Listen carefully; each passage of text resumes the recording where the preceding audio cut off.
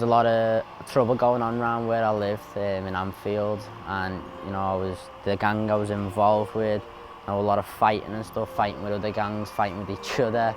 I was just so angry, and I would never say no. From a young age, I was a good player. Kick started around by where I live, Brexide Park, which is just round the corner from me.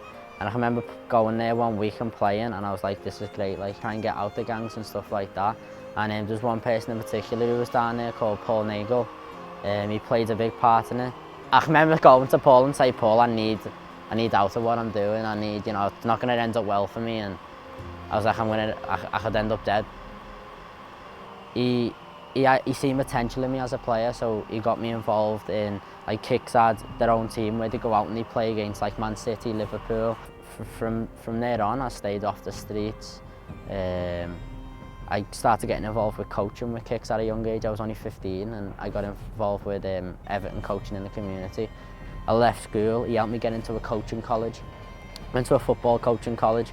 I got coach of the year, so I got offered a coaching job in America, which, you know, was pretty good for me. I was only meant to go out for 3 months just for the summer. So then they extended me visas and stuff for me. I ended up out there for 7 months at the first year. Got offered a full-time job. My second year in America, I was playing like a Sunday league over there. The scouts who were watching, I didn't know there was any scouts till the end of the game. One of them, lucky enough, offered me a trial for a pro squad called Mass United, based out of Boston. So I went, like a few days later, went for my first trial. I was meant to be there for 6 weeks. And on my second trial, he's pulled me out of the session and he's like, I've seen enough, I want to sign you. So lucky enough for me, you know, that was great. It couldn't have gone any better, being in the right place at the right time for me. But Everton Kicks played a huge part in that. And since then, I've played now in America for the last 2.5 years playing, 3 years with coaching. So I've basically lived my dream.